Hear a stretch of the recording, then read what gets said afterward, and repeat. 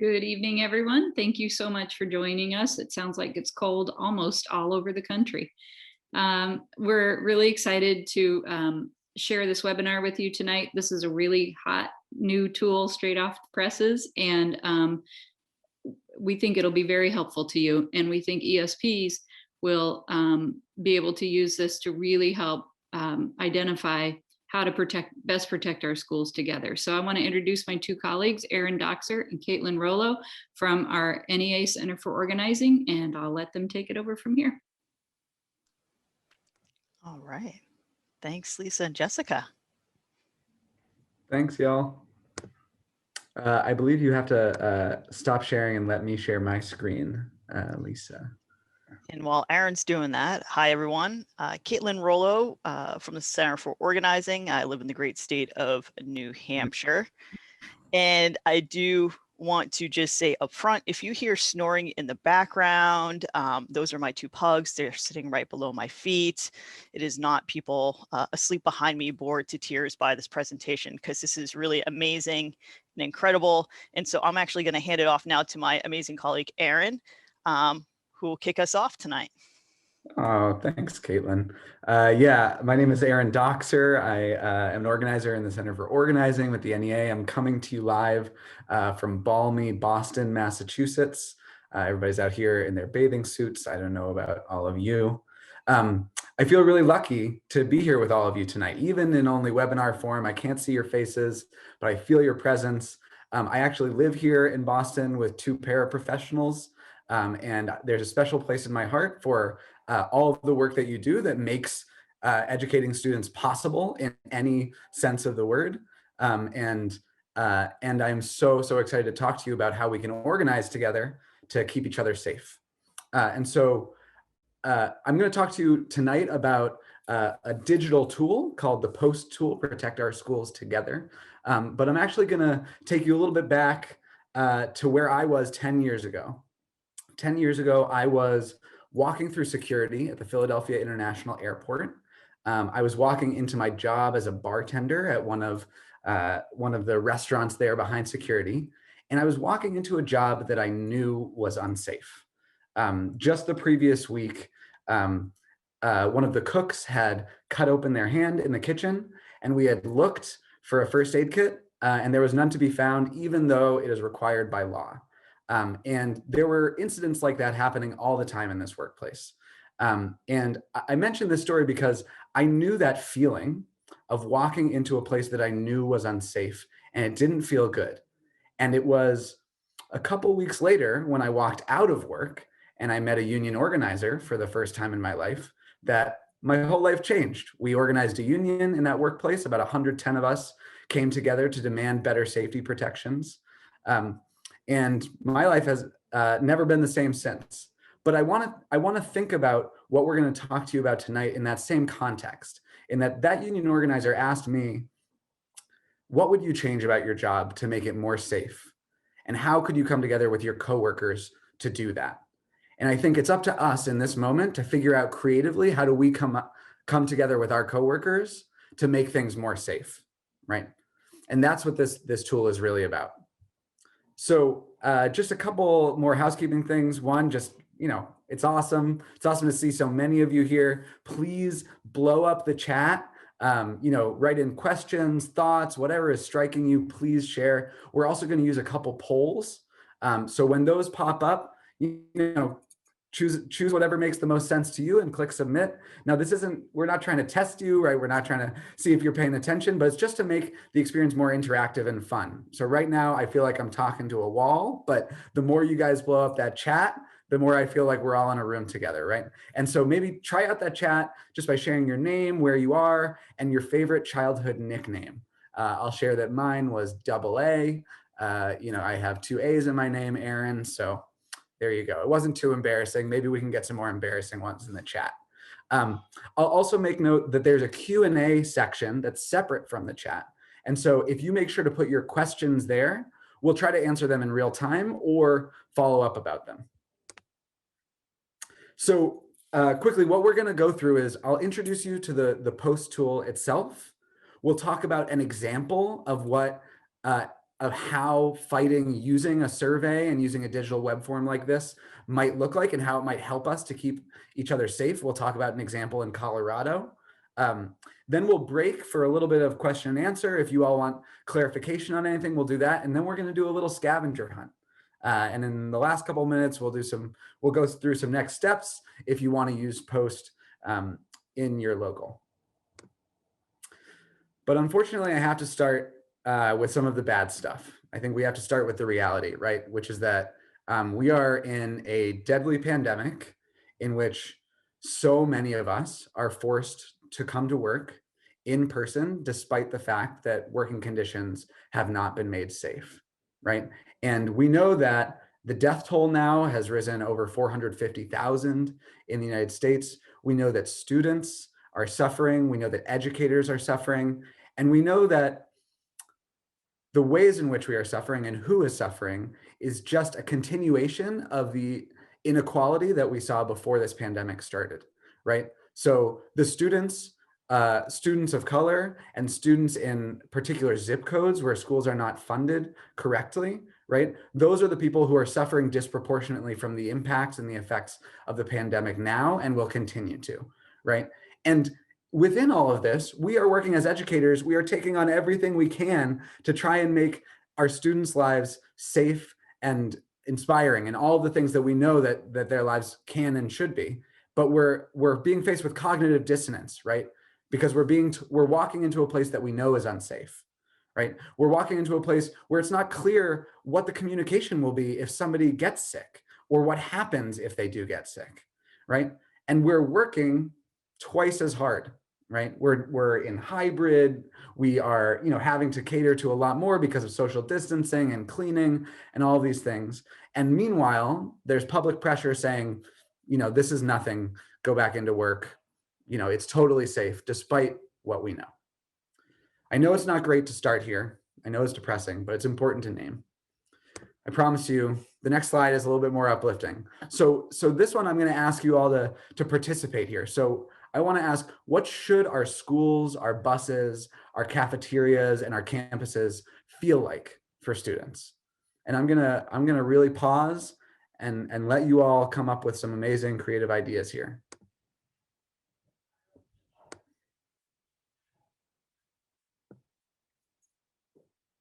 What should our schools, our buses, cafeterias, and campuses feel like for students?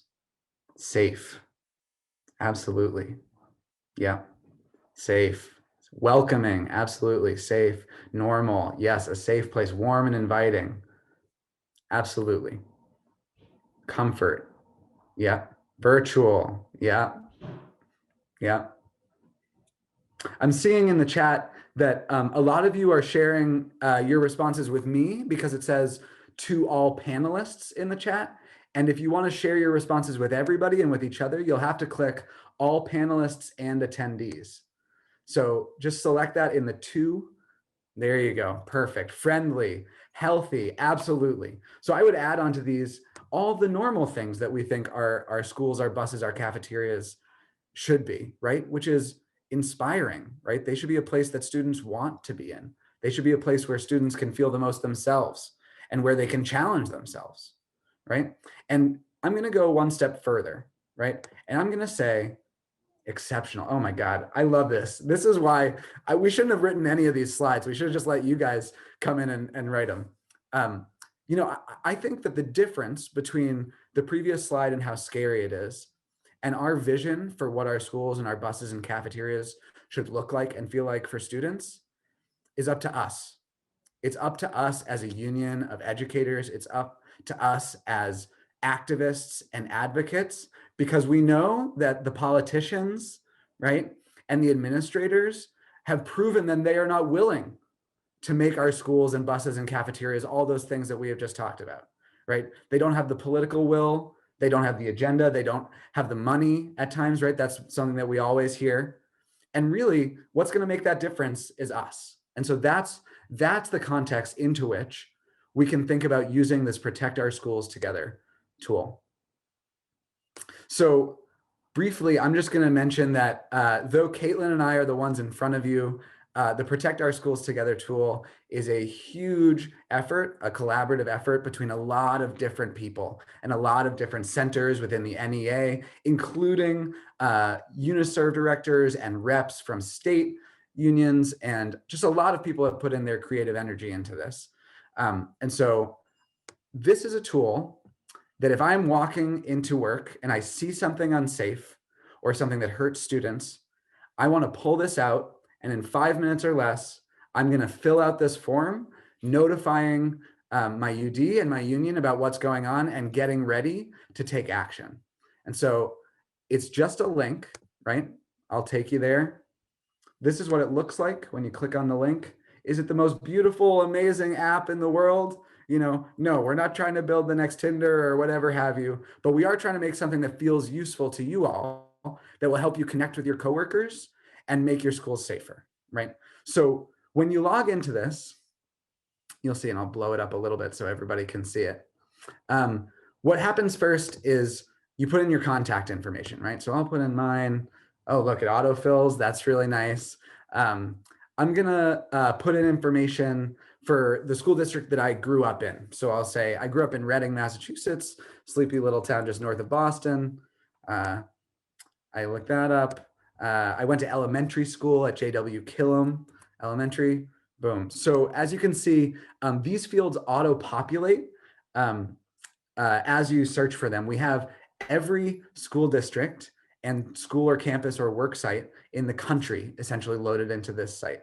And what that's going to help us with is that when somebody fills this out, we'll match them, right, with our larger database of members of our union or potential members of our union, and we'll be able to link them up with the appropriate people who can then reach out and build a campaign to keep each other safe, recruit new people to the union, all of that good stuff. So really, let's get into the meat of it though. So this area of concern question is the first one that I'm really confronted with after I put in all of my information. And I'm going to ask all of you, what is something that you've been hearing from your coworkers or that you have seen in your schools that feels unsafe, that you might pull out this form and say, hey, I want to let people know about this. And you can throw it into the chat and I'll try and pick one and show what it will look like if we were to walk through the form and use the form. Lack of ability to physically distance. Perfect. Perfect. All right. Well, Paul, you were the first one, so I'm going to use you, and I'm sure we're going to get a lot more now, but lack of ability to physically distance. So I'm going to go in here into the area of concern, and you'll see a lot of different categories. So social distancing and personal protective equipment like face masks, safety protocols, cleaning, disinfecting, and hand washing, indoor air quality, transportation, communications and transparency, equity and student support, or unsafe return to in-person instruction. So I think the inability to distance is I would put that under social distancing and personal protective equipment, right? And as we select this you'll see that this is going to determine what resources I get back and how I get connected to my union, right? So I'm going to keep going. I'm going to say, has there been any administrative response to this area of concern? Now, I don't know what the situation is like for Paul, but we have a number of options, right? So maybe I'll say, yeah, they say they're fixing it. They say that they're working on, creating an outdoor classroom that is warm enough in this weather, and then we won't have too many people in the classroom. So they say they're fixing it. Now, this next question is really important. Are you willing to work with educators to make learning conditions safer? So I wish I could see all of your faces here because I would like to ask, how many of us as union activists or participants have had somebody walk up to us and say, hey, you're with the union, right? I have this problem. Can you fix it for me, right? I'm imagining you all raising your hands. I know that I, as a union activist, as a union rep, have gotten that a million times, right? People say, fix it for me, right?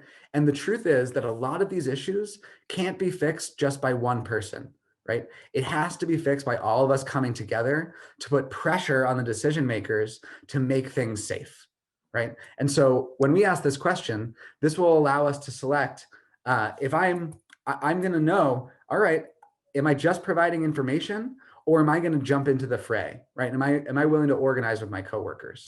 And that will help us to follow up with The people who say yes, right? Those are the people we're going to follow up with first and say, hey, get in, we're ready to organize and we're going to change this whole school, right? So here, then I'll write in a narrative, right? I walked into the classroom. Sorry for typos, everybody. Desks were too close together.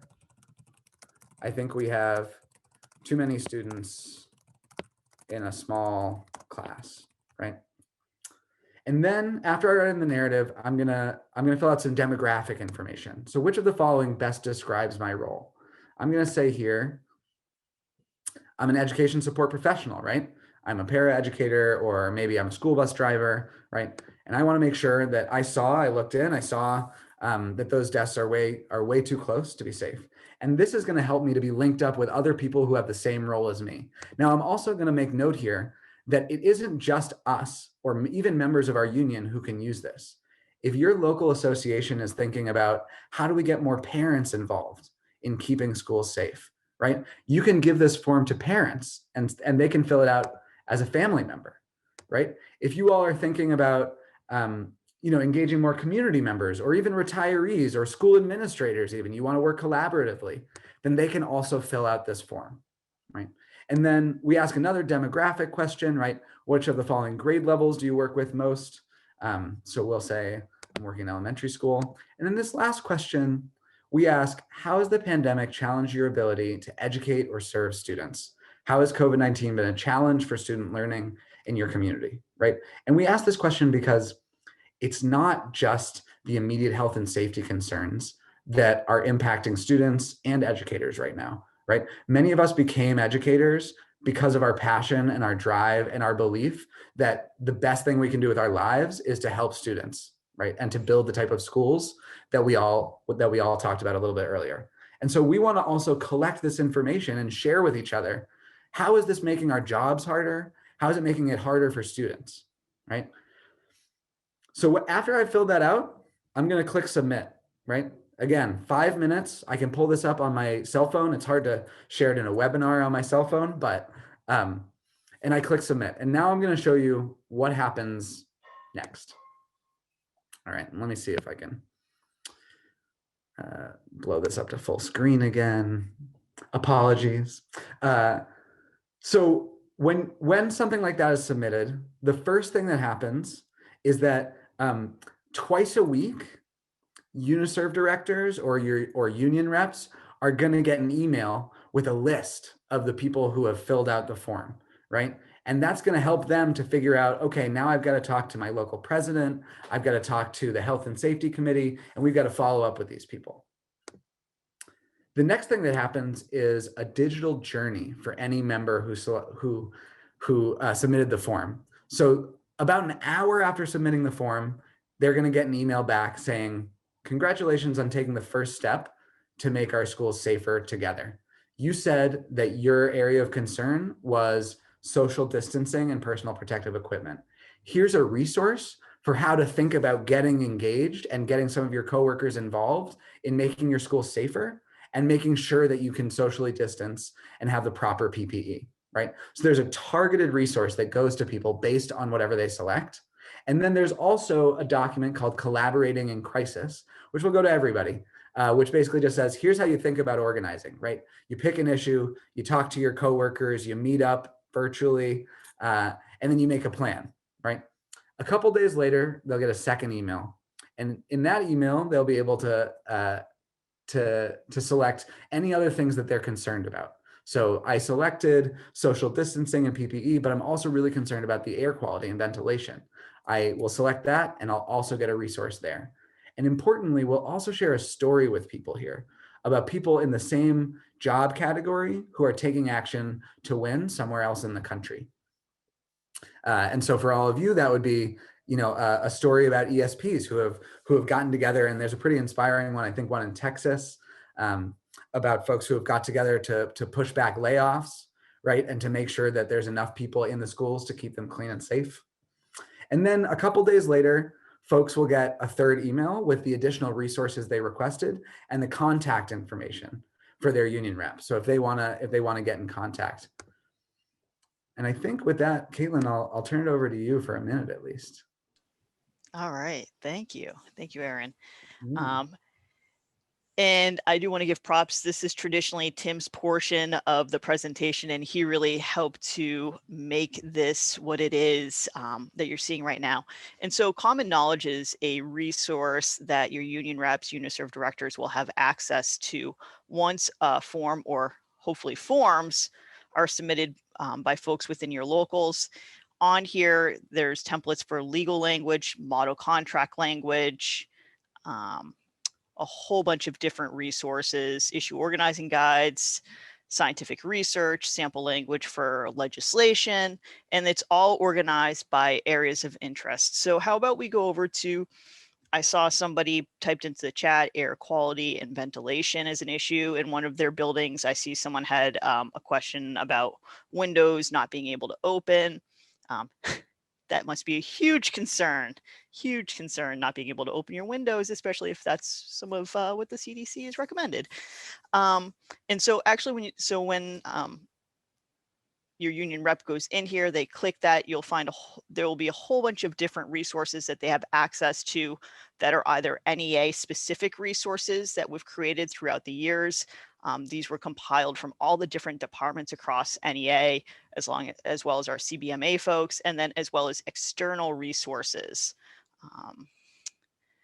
And then it's just a really great tool and resource for staff to help, one, answer the questions that they're starting to see become trends, and see if there's something already there, because I don't know about all of you, but I know all of us at NEA, since March, it's really every single day, just like all of you out there in the buildings and in wherever you are, whether you're a school bus driver or custodian, like it has felt like drinking from a fire hose consistently. And so this, we hope, is a real useful resource for the staff members that work with you to be able to easily go to one place and find what they need. And then from this, we're hoping for the uses and outcomes that we're going to be able to ID issues that we can organize around and talk about with our community and be ready to take on these issues head on. And now the big thing about posts is, yes, it's about COVID right now, but it's a health and safety tool for further down the line, because when you're talking about those window issues, those are building issues, and those are issues that are going to be there after COVID is done. And so how are we addressing these real serious health and safety issues in the backdrop of COVID too? And so it helps to connect the leaders and staff with all the different information, campaign tools, and examples from all the different places within NEA, generate the evidence that's needed either for grievances, bargaining, or issue-based advocacy campaigns, legislative fights, because hopefully some of our states are taking on some of these legislative issues, and hopefully we'll start to see things that are happening on the federal level that will really impact public education here in our country, as well as fight privatization and help to grow our membership. Where ESP members especially are consistently slammed with this idea of privatization, and we know that that doesn't work. That's not where we need to be going. And how do we find those tools and resources to, one, fight that off, and then grow our membership? And then, as Aaron's pulling up, so traditionally in our presentation, we've done this roadshow a few times now. We have our amazing colleague from our state affiliate in Colorado, the Colorado Education Association, Allie Cochran, who actually goes in to talk about a health and safety issue campaign that she helped lead in her state, and then talk about, okay, we had this issue, here's how we thought about it, here's how we put a campaign together. And then when this tool was becoming live was right where they kind of were at their next step for planning where they were for their issue campaign. And so thinking through, as you hear this, think through, okay, we heard this, how could post have been used as well to help with this? So Aaron, you can hit play. Hi, I'm so excited to be here with you today. My name is Allie Cochran. I'm an organizer in Colorado. I work for the Colorado Education Association, and I work in the northern part of Colorado. I'm going to share with you today some of the stuff that we're working on. And Post is a great tool that I think our locals will be really excited to start using. What's really important is not that we just collect data, but that we use the data to actually win something, right? So in Colorado, we started hearing from our members, our COVID numbers have been increasing steadily since last March. Members started reaching out to our state and they wanted us to help them find a way to keep students and educators safe. So we know what the issues are. Our state was really confusing. Our governor didn't give us a lot of direction. We have 178 school districts, and each school district gets to decide what their COVID safety plan is. So the districts got no money, no resources to do this, and we're confused. We're not epidemiologists. So districts were pointing the finger at health department saying, hey, how do we stay safe? Can you help keep us safe? Health department was pointing the finger at the governor saying, we don't have the authority or power to do that. And the governor was pointing the finger at the district saying, it's a local control issue, not us. So it was a closed loop of finger pointing. Meanwhile, everyone is going back into classrooms and our numbers are rising and rising. So we said, enough is enough. If you all can't come up with a solution, we will. So members of CEA of 12 different locals said, we're going to come up with a solution. Oh no, apologies. Let's see here. Hi, I'm so excited to be here with you today. My name is Allie Cochran. Okay. Of 178 school districts, and each school district gets to decide what their COVID safety plan is. So the districts got no money, no resources to do this, and we're confused. We're not epidemiologists. So districts were pointing the finger at health department saying, hey, how do we stay safe? Can you help keep us safe? Health department was pointing the finger at the governor saying, we don't have the authority or power to do that. And the governor was pointing the finger at the district saying, it's a local control issue, not us. So it was a closed loop of finger pointing. Meanwhile, everyone is going back into classrooms and our numbers are rising and rising. So we said, enough is enough. If you all can't come up with a solution, we will. So members of CEA of 12 different locals said, we're going to come up with a solution. There's a statewide dial that the governor's been using, but it has nothing to do with schools. We're going to create one specifically for schools. We wanted to have clear science-based thresholds for when we can be in-person, hybrid, or remote. We want to know when schools are open, when they're closed, and why. Because we want to keep people safe. But in order to win, we needed to make some really bold demands, and we needed to have the data to back it up. So we created a survey to do that. If we had Post in this time, this is definitely where we would have used Post.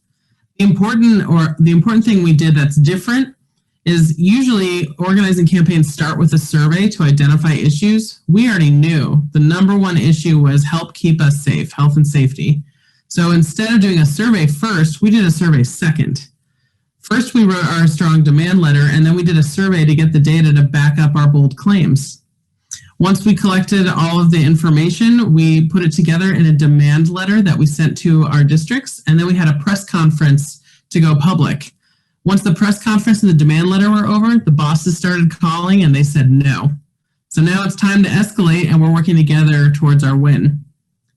This is an example of the Colorado safety dial that our governor came up with last year. It's our old dial. So what you can see here, if you can see my mouse moving around, is green is fine, red we're super severe. This is like the highest level, but there are no numbers here.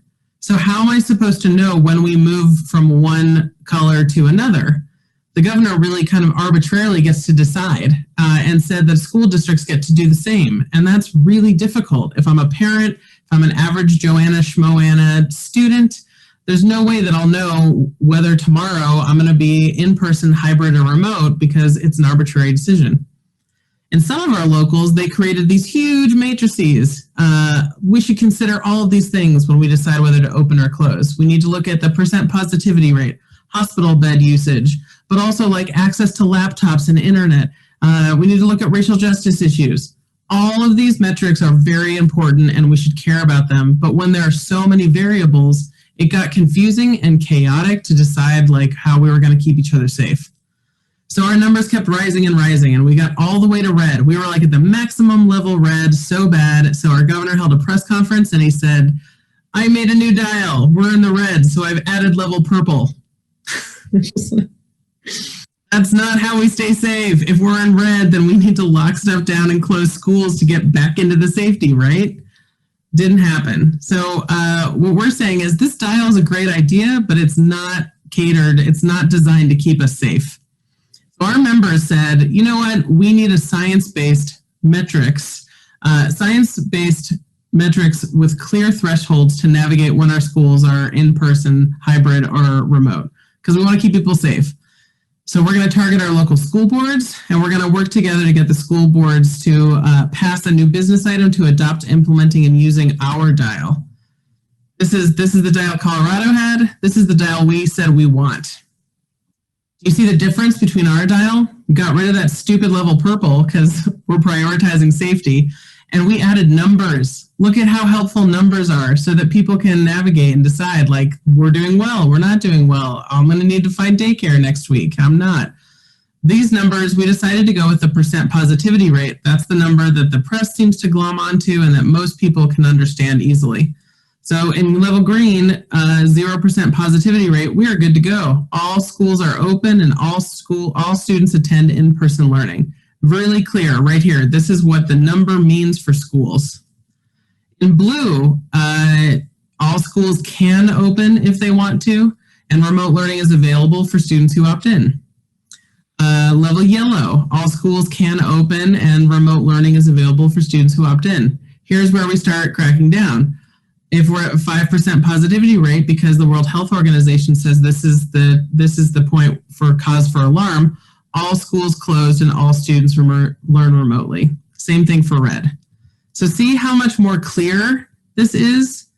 This gets rid of the stress and the chaos. This also takes the target off the backs of teachers, of superintendents, even our governor. Doesn't have to be the bad guy because we're moving through levels because of science and because of data, right? So we needed bold statements in order, we needed data to back up the bold statements that we made. So we wrote the statement first. We knew this was going to be a fight. We did a survey to find out what the numbers would be, and this is what happened. So in the yellow spaces, those were question marks before our survey. And after the survey, we found that CEA and its affiliates represent more than half of the educators in Colorado. Our members are clear in their demand for safety. 90% of educators agree that student educator safety is our #1 priority. 73% said they don't trust their district management to accurately report COVID case information, and only 23% feel safe. So this survey that we did wasn't to help us identify an issue, it was to help us strengthen a campaign to win. So once we got the survey done, we put a demand letter together. I'm going to share all of this with you, and these resources are all available for you to have. I think Caitlin and everyone are going to send them out later. But we sent a demand letter to the school boards, and we said all of these districts are coming together. All these presidents have signed on together to demand that you use our dial or something like it. We can negotiate, but we want to use some visual by next semester. Then we went public with a press conference, and we scared the shit out of the bosses. It was amazing. They all totally started freaking out. We had TV news, we had print media covering us all across the state. We had powerful stories to back up why we needed to have a clear, easy solution. And then we got our members engaged. So we created a 10-minute AR meeting toolkit for our ARs so that all of our rank and file members in those 12 locals could all know what this campaign was about. They could take action together, and we could advance the campaign forward to get closer to our win. So here are general talking points, a sample email template to your school board member. This is the contact info for them and their social media tags. We even taught them how to create a pick and a quote that we could post on social media. Oops. So then, like I said earlier, the bosses said, no, we don't want to do that. We don't want to use science, and we don't want a threshold. We want to arbitrarily be able to go back and forth between open, closed, or in-person, hybrid, or remote based on a date. we're going to open everything back up on February 1st. Like, no, there's no data to back it up. So now we're in the middle of escalating. We're holding roundtables with school board meetings via Zoom. We had a press conference in front of the school board, in front of the admin building yesterday in Denver, where they're drawing a line on safety. For those that are already back in buildings, we're having them mask up and wear their red for ed and have picket signs outside. And we've started doing a bunch of really cool photos to let people know that our members prioritize safety above all else, and we're ready to fight to keep our students and ourselves safe. So that's the campaign in Colorado.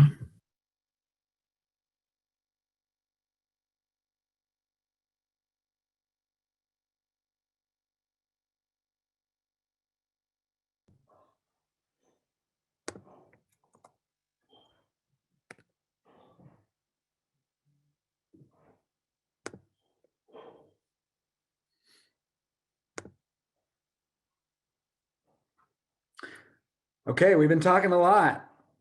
I want to take a brief pause. And I want to ask the question of you all. How do you imagine you could use this tool to strengthen your local or your statewide work, or just to keep yourself and your coworkers safe? Or just what questions do you have? And you can throw those into the chat or the Q&A, and Caitlin's gonna try and moderate, keep some order.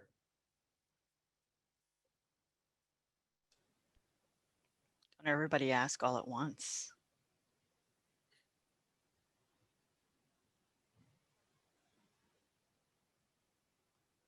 Great question. How do people get access to the tool, Aaron? Great question. So we're going to go show you at the end of this presentation, there's a jot form that will ask either state union staff or leaders to fill out, saying that they are interested in using the form. And then what will happen then is they'll get followed up with somebody from the NEA. And then basically they'll just be guided through how to make sure that they use this smartly. I mean, the form itself is ready to be used. It's just making sure that you all and your locals have a plan to use it and to use the data, right? We don't want to create just another survey that people take and then the data doesn't go anywhere and then they're waiting to be followed up with, right? We want to do something that helps connect people and build organizing campaigns. So short answer is fill out the jot form and then you'll talk to an NEA field staffer.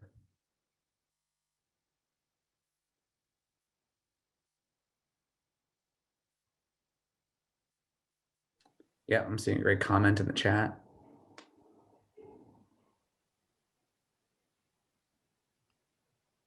Right, so I'm seeing a really smart comment in the chat, right? That we can, from Andy, that we can use data, right, in our grievance processes to show the district that there's a widespread problem about certain issues, right? And we can use it to prove that things are happening because we've got people reporting them. We can also use it when we're going to local news media.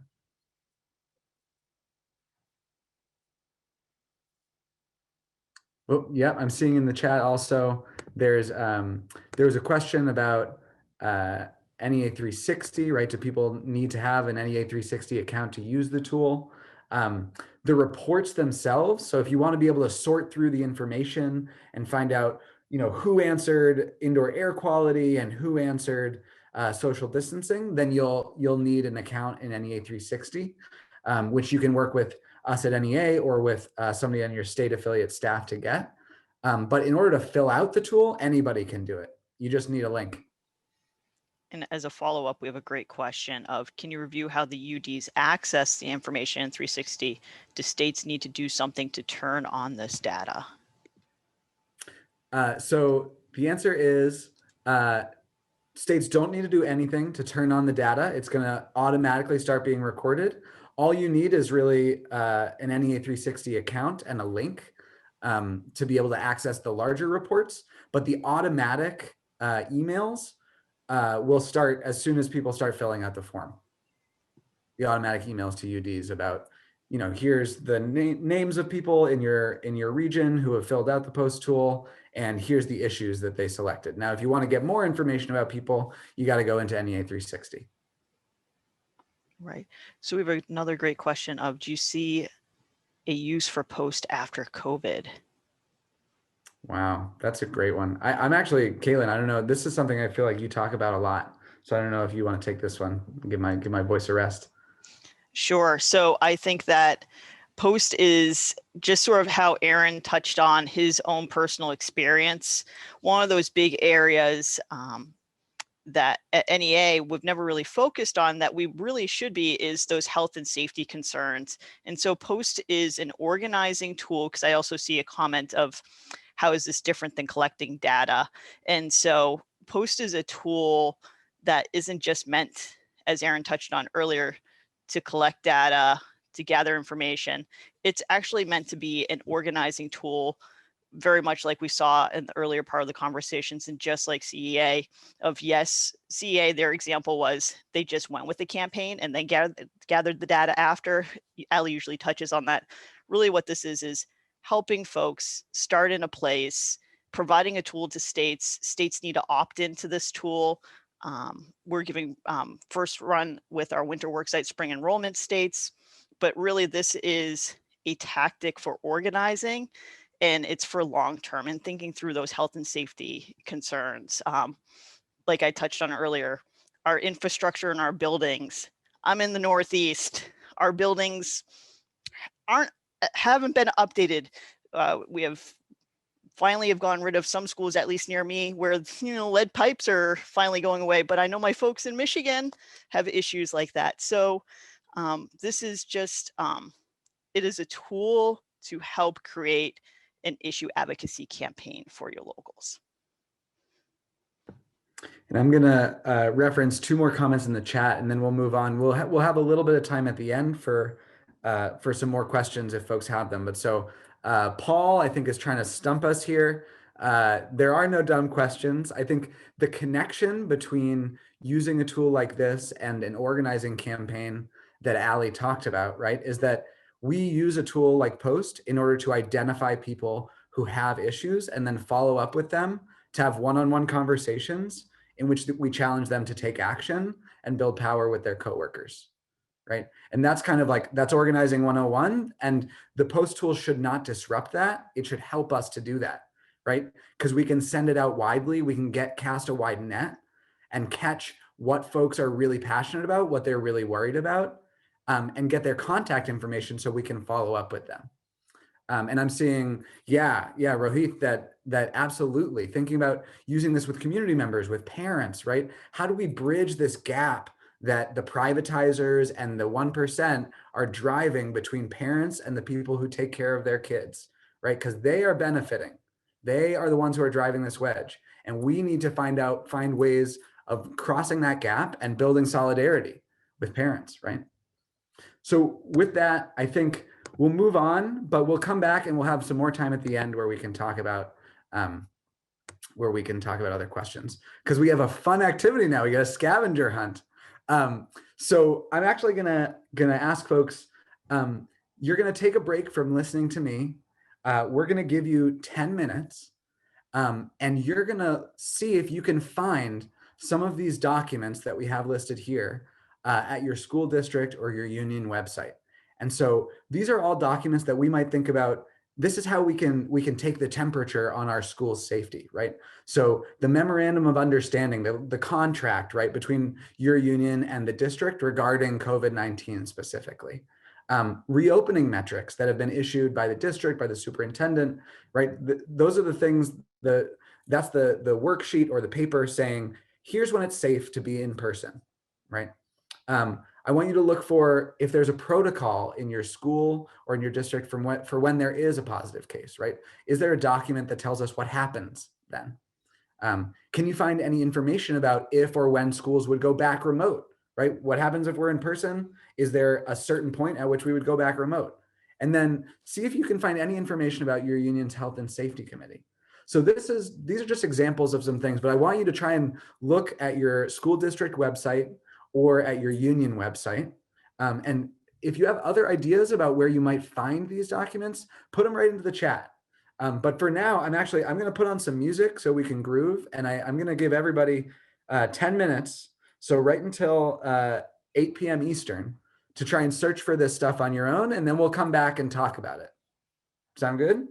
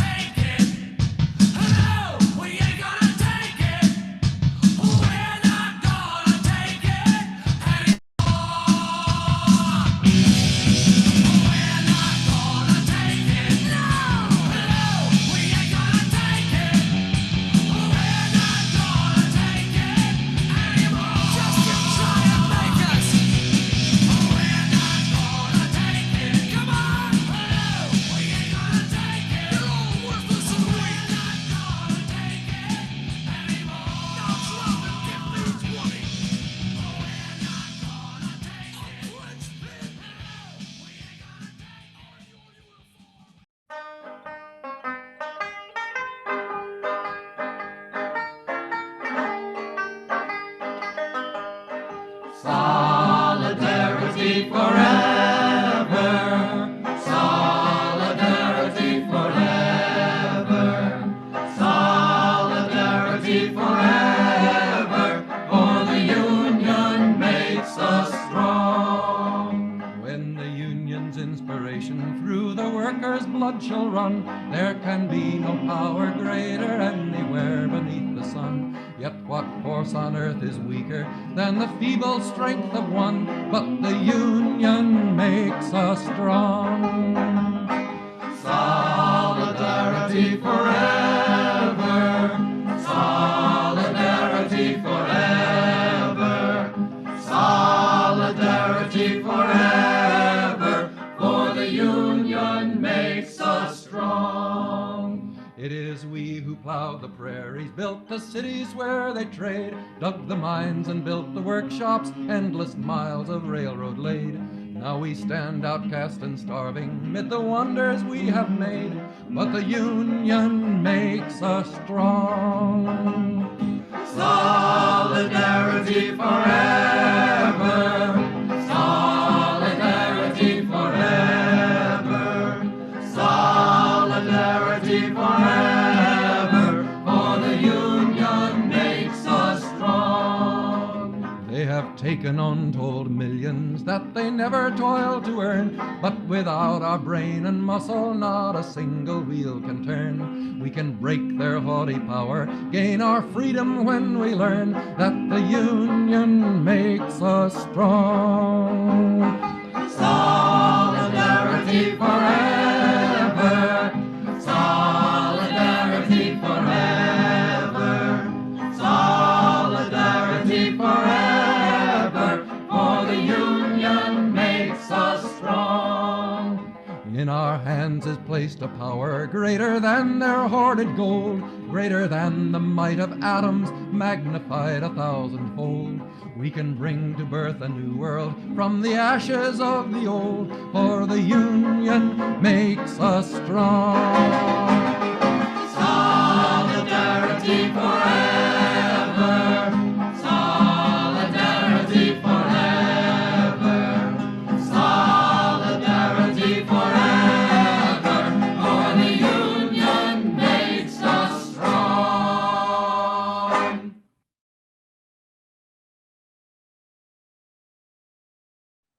Woo! All right. So if you're away from your computer, if you can hear the sound of my voice, clap once. You can hear the sound of my voice? No. I think I'm just missing our big conferences and trainings.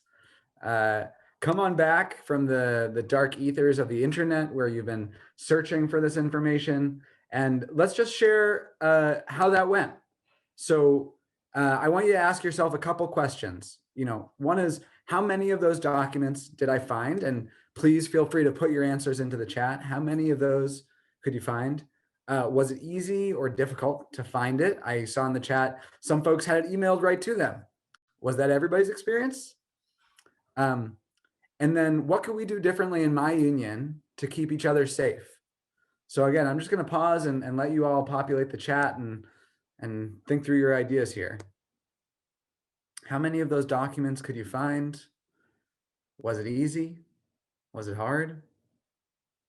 I guess I promised I wouldn't test you. So this won't reflect poorly on you if you couldn't find any, or if you could only find one or two.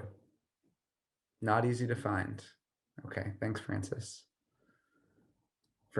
Sorry, apologies if I mispronounce your name. Other folks? Well, we'll shift into some polls now, so we can think together. It was tough. Okay, you found the state guidelines and county guidelines. Got it. Yeah, there wasn't an agreement. Okay. Yep. So we're going to put a couple polls up now, and they should come up as a little pop-up in your screen, and you should be able to select a choice and then click submit. If you can't, you should feel free, if you don't see the poll for one reason or another, you should feel free to just click on the chat and put in your answer. Participate however you want, however you can. Some information, but not very clear. So just to get us started, let's just start with a simple one. And I think Jessica will ask perfect. So I'm frustrated by people saying I have to choose between what's best for students and the health and safety of myself and my coworkers, right? Being forced to choose between those two. There has to be a better way. Do you agree? Are you frustrated by people saying that you have to choose? You're not sure, you don't know. Do you disagree? You're not frustrated by that, or nobody said that to you. Nobody's making you choose between what's best for students and keeping each other safe. Awesome. Okay, so wow. Okay, so 23 of you agree and 5 disagree. Okay. So wow. So I figure, man, I wish I was teaching, or I was working in the districts of the 5 people who disagreed. It sounds great there.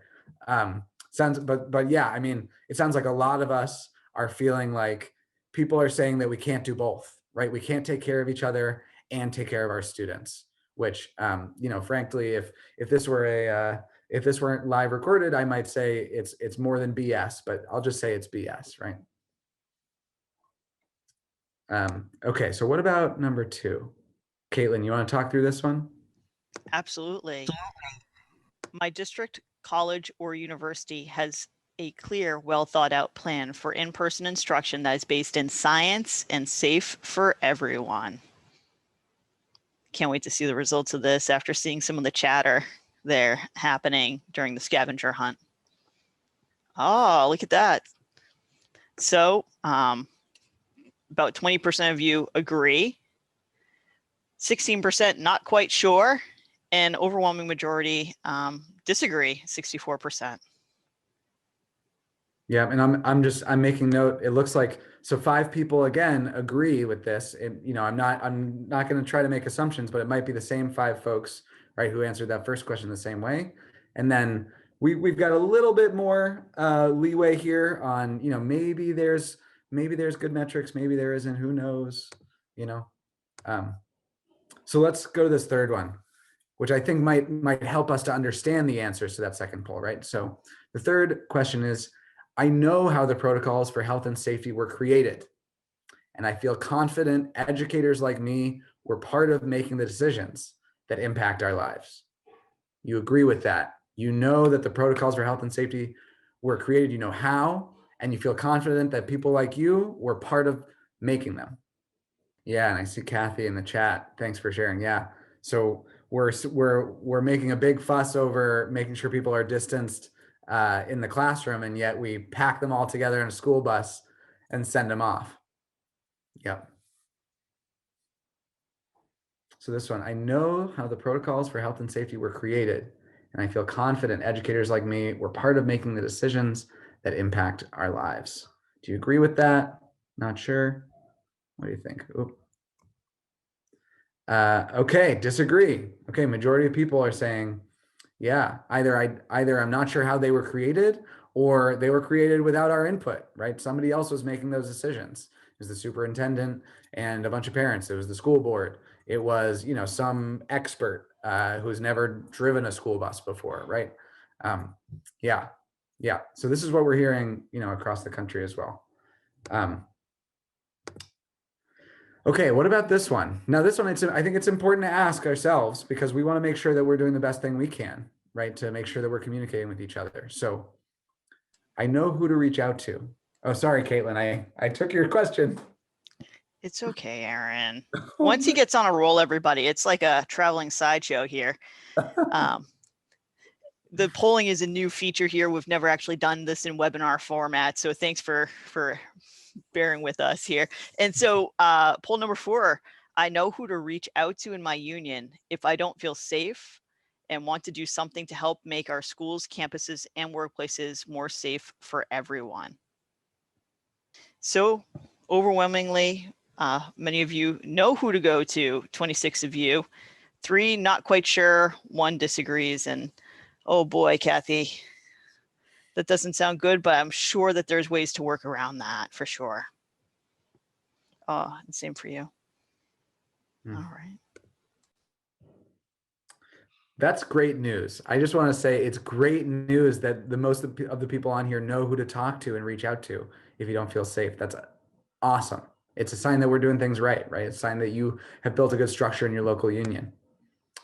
Okay, so what about this one? Together, my coworkers and I can find ways to keep ourselves, our students, our families, and our communities safe. Agree, not sure, I don't know, maybe, disagree, right? We can't figure it out.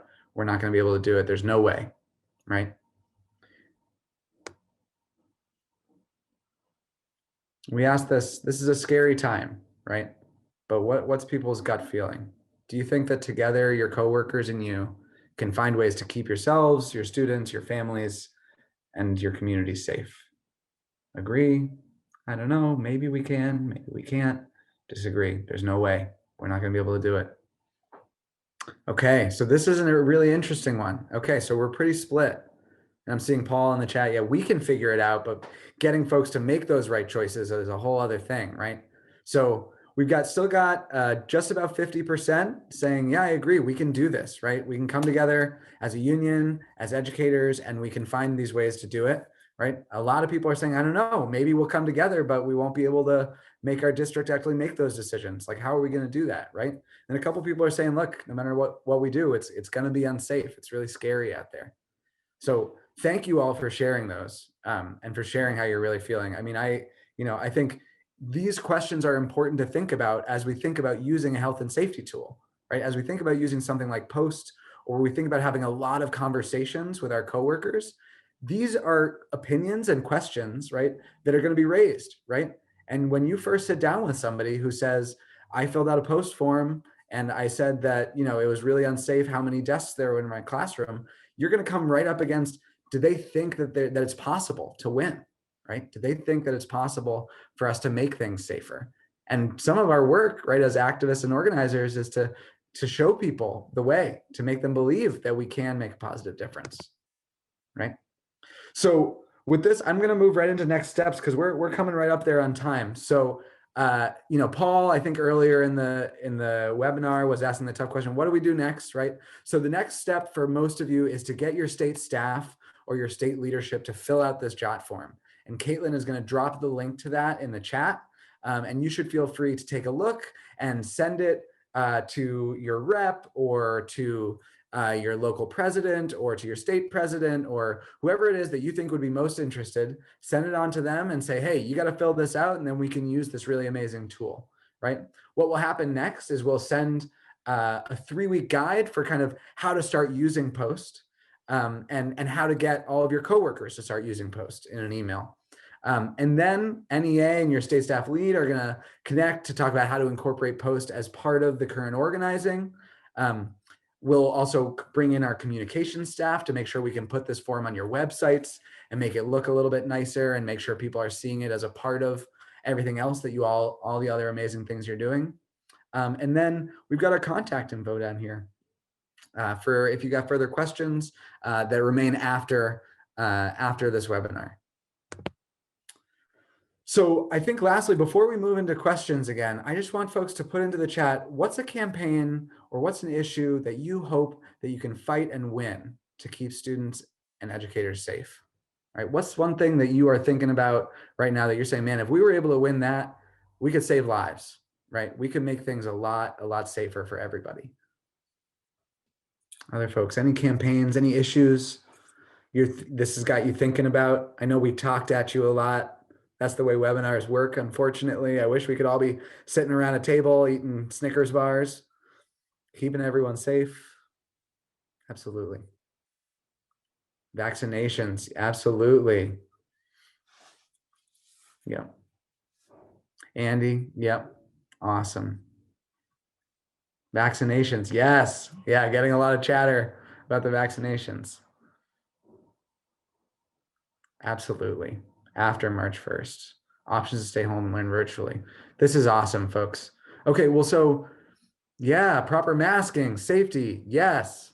So I'm gonna stop sharing my screen here and I'm gonna turn it over to our amazing hostess with the mostess, Lisa Connor, so she can curate any other further questions y'all might have.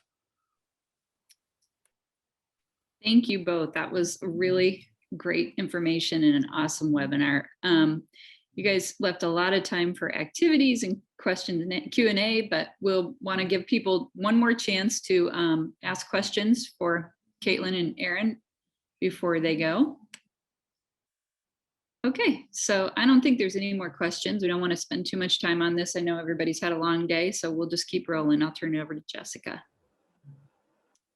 Thank you so much once again, Aaron and Caitlin. That will conclude the Q&A portion, however short it was for tonight's webinar session.